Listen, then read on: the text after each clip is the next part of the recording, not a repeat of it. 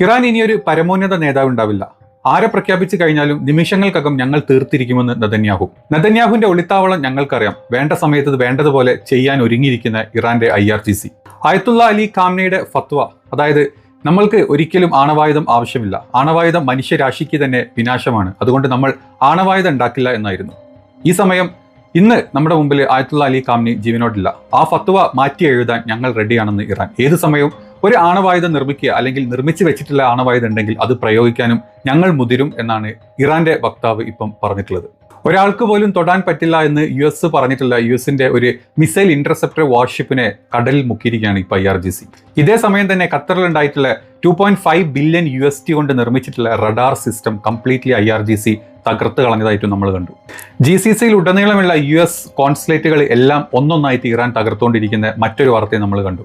മാത്രമല്ല സൗദിയിലുള്ള CIA ആസ്ഥാനത്ത് വരെ 3 ഡ്രോണുകൾ പതിച്ചിട്ടാണ് ആ ഒരു ഓഫീസ് ഇപ്പോൾ ഇല്ലാണ്ടായി. അവിടെ ഉണ്ടായിരുന്ന സകല CIA ഓഫീസേഴ്സിനെ മറ്റൊരു സ്ഥലത്തോട്ട് മാറ്റി പാർപ്പിച്ചതായിട്ട് USA സെൻട്രൽ കമാൻഡ് ഇപ്പം പ്രസ്താവന പറഞ്ഞിട്ടുണ്ട്.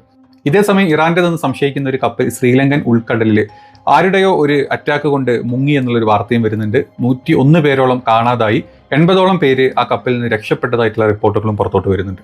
ഇന്ന് പ്രധാനമായിട്ടുണ്ടായിരുന്ന ചില ന്യൂസിന്റെ തലക്കെട്ടുകളാണ് നമ്മൾ ഈ പറഞ്ഞിട്ടുള്ളത്.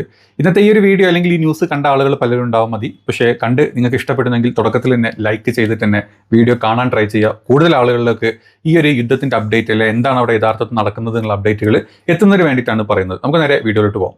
ആയത്തുള്ള അലി ഖാംനയുടെ ഫത്വനെ പറ്റിയാണ് നമ്മൾ ആദ്യം പറയുന്നത്. അതായത് ഒരു ഇറാനിയൻ സ്പോക്ക് പേഴ്സൺ ആണ് ഇത് ഒരു CNN കൊടുത്തിട്ടുള്ള ഒരു റിപ്പോർട്ടിൽ ഇതിനെപ്പറ്റി സംസാരിച്ചിട്ടുള്ളത്. നമ്മൾ അതിലോട്ടാണ് പോകുന്നത്. ഇറാന്റെ മുൻ പരമോന്നത നേതാവായിട്ടുള്ള ആയത്തുള്ള അലി ഖാംനിയുടെ ആണവായുധം നിർമ്മിക്കുന്നതിനും സൂക്ഷിക്കുന്നതിനും എതിരായിരുന്നു. അതിനെതിരായിട്ടുള്ള ഫത്വ, മതപരമായിട്ടുള്ള ഉത്തരവ് എന്നേ ഖാംനി പുറത്തോട്ട് വിട്ടതായിട്ട് നമുക്കറിയാം. എന്നാൽ ഖാംനി കൊല്ലപ്പെട്ട സാഹചര്യത്തിൽ പുതുതായിട്ട് തെരഞ്ഞെടുക്കപ്പെടുന്ന നേതാവ് ഈ ഫത്വ മാറ്റുകയാണെങ്കിൽ ഇറാൻ ആണവായുധങ്ങൾ നിർമ്മിക്കുന്നതിലേക്ക് നീങ്ങുന്നതിനോ അല്ലെങ്കിൽ ആ നിർമ്മിച്ചിട്ടുള്ള എന്തെങ്കിലും ഒരു കാര്യം അവരുടെ കയ്യിൽ ഉണ്ടെങ്കിൽ അത് പ്രയോഗിക്കുന്നതിലോ ഒരു മടിയും കാണിക്കില്ല എന്നാണ് ഇറാനിയൻ സ്പോക്ക് പേഴ്സൺ പറഞ്ഞിട്ടുള്ളത്. ഇറാൻ സ്പോക്ക് പേഴ്സൺ ഗുലാം സാദയാണ് ഇത് വ്യക്തമാക്കിയിട്ടുള്ളത്. ഇതിന്റെ കൂടെ മറ്റു ചില കാര്യങ്ങളും കൂടെ അദ്ദേഹം കൂട്ടിച്ചേർത്തിട്ടുണ്ട്. അതായത് ഇറാന്റെ വ്യോമ പ്രതിരോധ സംവിധാനങ്ങൾ മൊത്തമായിട്ട് തകർത്തു എന്നാണ് അമേരിക്കയും അതുപോലെ തന്നെ ഇസ്രായേലും അവകാശപ്പെട്ടിട്ടുള്ളത്. പക്ഷേ അത് കംപ്ലീറ്റ്ലി തള്ളുകയാണ് പുള്ളി ചെയ്യുന്നത്.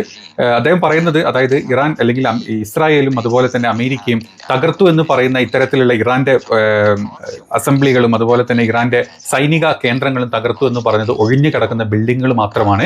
ഈ സ്ഥലങ്ങളിൽ നിന്നൊക്കെ എപ്പോഴേ ഇറാന്റെ സൈനിക മേധാവികളും മറ്റുള്ള ആളുകളും മറ്റ് സ്ഥലങ്ങളിലിട്ട് മാറി എന്നും കൂടെ ഗുലാം സാദ് ഇതിന്റെ കൂടെ കൂട്ടിച്ചേർക്കുന്നുണ്ട്.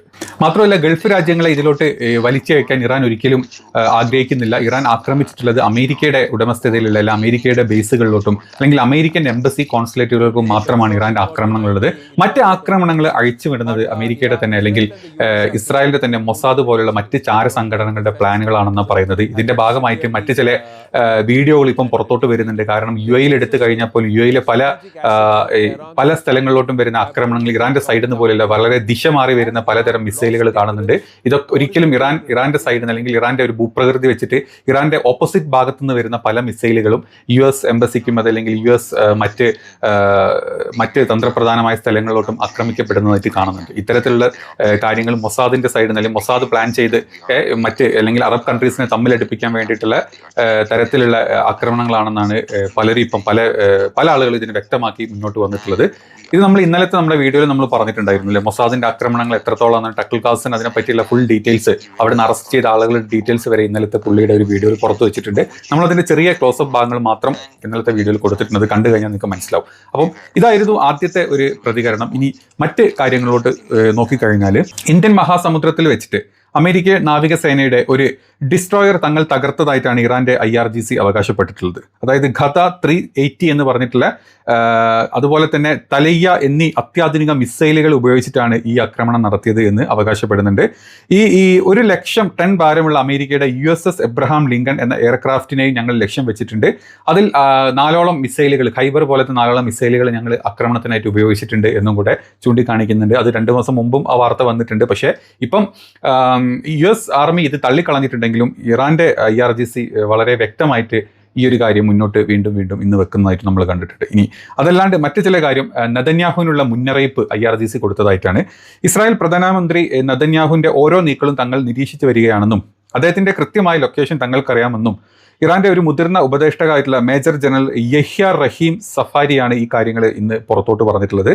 നെതന്യാഹു അതീവ രഹസ്യമായ സർക്കാർ യോഗങ്ങൾ എവിടെയാണ് നടത്തുന്നതെന്ന് തങ്ങൾക്ക് വ്യക്തമായിട്ട് അറിവ് കിട്ടിയിട്ടുണ്ട്. ഇസ്രായേലിനെ കുറിച്ചുള്ള പൂർണ്ണ വിവരങ്ങൾ തങ്ങളുടെ പക്കൽ ഇപ്പോൾ ഉണ്ട് എന്നുകൂടെ പുള്ളി അവകാശപ്പെടുന്നുണ്ട്. അതിന്റെ ഭാഗമായിട്ടാണ് നെതന്യാഹുവിന്റെ ഓഫീസിലോട്ട് മാർച്ച് 2 നടന്നിട്ടുണ്ടായിരുന്ന ഒരു അപകടം. ഈ ഒരു അപകടത്തിൽ നെതന്യാഹുവിന്റെ ഓഫീസ് അപ്പാടെ തകർന്നതായിട്ടുള്ള വീഡിയോസും അതല്ലെങ്കിൽ കാര്യങ്ങളൊക്കെ പുറത്തോട്ട് വന്നു. അതിനുശേഷം നെതന്യാഹു തന്നെ അങ്ങോട്ട് വന്ന് ഈ തകർന്ന ഓഫീസ് സന്ദർശിക്കുന്നതിന്റെ ഒരു വീഡിയോയും പുറത്തു വന്നിട്ടുണ്ട്.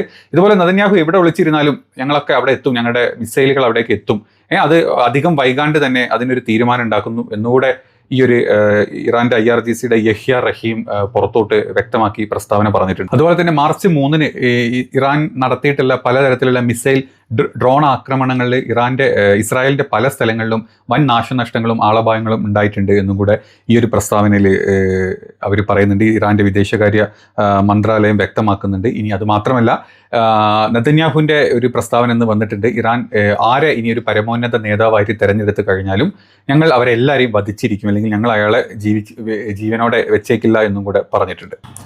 ശത്രുക്കളുടെ മുമ്പിൽ നരകത്തിന്റെ വാതിൽ തുറക്കപ്പെടും എന്നാണ് ഇറാന്റെ മറ്റൊരു IRGC സ്പോക്ക് പേഴ്സൺ ഇന്ന് ഒരു വീഡിയോ ഔട്ട് ചെയ്തിട്ടുള്ളത്. അതായത് ദ ഗേറ്റ് ഓഫ് ഹെൽ തുറക്കപ്പെടും ഇസ്രായേലി പ്രധാനമന്ത്രിക്കും അതല്ലെങ്കിൽ ഇറാൻ ആക്രമിക്കാൻ വന്നിട്ടുള്ള അമേരിക്കൻ ഇസ്രായേൽ പടയാളികൾക്ക് മുമ്പിലോട്ട് ഞങ്ങളിതാ നരകത്തിന്റെ വാതിൽ തുറക്കാൻ പോകുകയാണ് എന്നുള്ള ഒരു ഗൗരവപരമായിട്ടുള്ള ഒരു ഭാഷയിലാണ് ഇന്നത്തെ ഒരു പ്രസ്താവന പുറത്തോട്ട് വന്നിട്ടുള്ളത്. അതായത് ഇറാന്റെ അടുത്ത നീക്കം ചരിത്രത്തിലെ തന്നെ ഏറ്റവും വലുതായിരിക്കും, ദ ബിഗ്ഗസ്റ്റ് എവർ ഓപ്പറേഷൻ. മുതിർന്ന പ്രതിരോധ ഉദ്യോഗസ്ഥനാണ് ഇത് പ്രസ്താവന മുന്നോട്ട് വെച്ചിട്ടുള്ളത്. തങ്ങളുടെ പരമാധികാരത്തെയോ നയതന്ത്രപരമായിട്ടുള്ള ഞങ്ങളുടെ അവകാശങ്ങൾക്ക് അതിനെതിരെ ആര് പ്രയത്നിച്ചാലും അല്ലെങ്കിൽ അതിനെതിരെ ആര് ചോദ്യം ചെയ്തു കഴിഞ്ഞാലും അല്ല അതിനാര് എതിർത്ത് കഴിഞ്ഞാലും അവർക്കെതിരെ ചരിത്രത്തിൽ തന്നെ വരാൻ പോകുന്ന ഏറ്റവും വലിയൊരു ഓപ്പറേഷൻ ആയിരിക്കും ഞങ്ങൾ മുന്നോട്ട് വെക്കുന്നത് എന്നാണ് ഈ ഒരു ഇറാന്റെ പ്രതിരോധ വിദഗ്ധൻ ഇന്ന് മുന്നോട്ട് വെച്ചിട്ടുള്ളത്. തന്ത്രപ്രധാനമായ നിലപാടുകളാണ്. ഈ പ്രസ്താവന കേവലം ഒരു ഭീഷണി മാത്രമായി കരുതേണ്ടതില്ല. ഇത് ഒരു വലിയ സൈനിക നീക്കത്തിനുള്ള മുന്നോടിയാണ് എന്ന് അന്താരാഷ്ട്ര സമൂഹത്തിലെ പല വിദഗ്ധരും ഉറ്റുനോക്കുന്ന ഒരു കാര്യം കൂടാണ്. പ്രാദേശികമായിട്ടുള്ള പ്രതിരോധം ശക്തിപ്പെടുത്താനും ശത്രു രാജ്യങ്ങളിലേക്ക് വ്യക്തമായ സന്ദേശം നൽകാനും ഇറാൻ ഇതിലൂടെ ശ്രമിക്കുന്നതായിട്ടും നമുക്ക് പറയാൻ സാധിക്കും. അമേരിക്കയും ഇസ്രായേലും ഓരോ സമയത്തും ഇറാന്റെ എല്ലാ ആയുധശേഷികളും ഞങ്ങൾ ഇല്ലാണ്ടാക്കി എന്ന് പറയുമ്പോഴും ഓരോ 1 മണിക്കൂർ അരമണിക്കൂർ ഗ്യാപ്പ് വിട്ട് ഇറാൻ ഇസ്രായേലിലോട്ടും മറ്റ് ഗൾഫ് കൺട്രീസിലോട്ടും ഇപ്പോഴും ഡ്രോണുകളും മിസൈലുകളും വിട്ടുകൊണ്ടിരിക്കുന്നുണ്ട്. അതിൽ അത്യാധുനിക മിസൈലുകളുടെ ശേഖരം ഇതുവരെ ഓപ്പൺ ചെയ്തിട്ടില്ല എന്നാണ് ഇറാന്റെ വക്താക്കൾ പറയുന്നത്. പലതരത്തിലുള്ള ഹൈപ്പർസോണിക് പലതരത്തിലുള്ള ബാലിസ്റ്റിക് മിസൈലുകളൊക്കെ ഇനിയും ഇറാന്റെ കയ്യിൽ ഒരുപാട് സ്റ്റോക്കിൽ ഇരിക്കുന്നുണ്ട്. ഇതെല്ലാം എടുത്തിട്ടായിരിക്കും ഇനിയുള്ള പ്രയോഗങ്ങൾ. ഇത് ഏറ്റവും കൂടുതൽ ഇസ്രായേലിലോട്ടും അതുപോലെ തന്നെ ഇസ്രായേൽ നെതന്യാഹുവിന്റെ ലക്ഷ്യം വെച്ചിട്ടുള്ള മിസൈലുകളായിരിക്കുമെന്നാണ് ഇറാന്റെ IRGC ഇപ്പം പുറത്തോട്ട് വിട്ടിട്ടുള്ള വീഡിയോകളിലെല്ലാം പറയപ്പെടുന്നത്.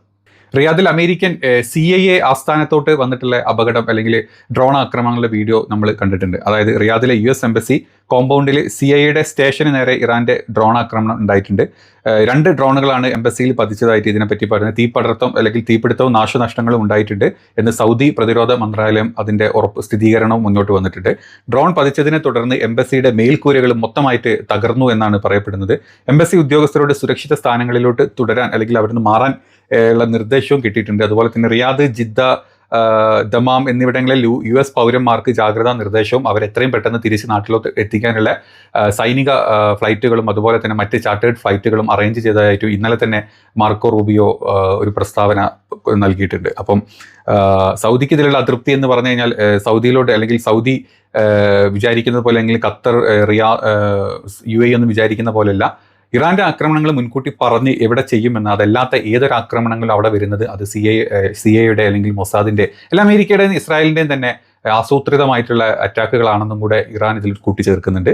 ഞങ്ങളുടെ ആക്രമണങ്ങൾ വ്യക്തമാണ്. അതല്ലാതെ അവിടെ ഏതൊരു തരത്തിലുള്ള ആക്രമണങ്ങൾ ഉണ്ടായിക്കഴിഞ്ഞാലും അത് നമ്മളെ തമ്മിൽ അല്ലെങ്കിൽ ഇറാനെതിരെ അറബ് രാജ്യങ്ങളെ തിരിച്ചുവിടാനുള്ള അമേരിക്കയുടെ തന്ത്രമായിട്ടാണ് ഇറാന്റെ പ്രതിനിധികൾ തന്നെ ഇന്ന് മുന്നോട്ട് വന്ന് സംസാരിച്ചിട്ടുള്ളത്.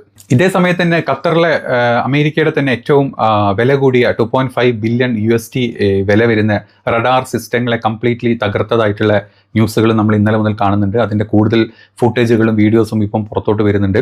ആർക്കും തൊടാൻ പറ്റില്ല എന്ന് കരുതിയിരുന്ന ഇത്തരത്തിലുള്ള റഡാർ സിസ്റ്റങ്ങളെ പോലും ഇറാന്റെ മിസൈലുകൾ വളരെ ക്ലിയറായിട്ട് അല്ലെങ്കിൽ അത്രയും അക്യുറസിയോടുകൂടി പതിച്ച് അതില്ലാണ്ടാക്കുന്ന രംഗങ്ങൾ നമ്മൾ കാണുന്നുണ്ട്. ഈവൻ അമേരിക്കൻ കോൺഗ്രസ്സിൽ ഒരു വലിയ പ്രമേയം പാസ്സാക്കാൻ പോകുന്നുണ്ട്.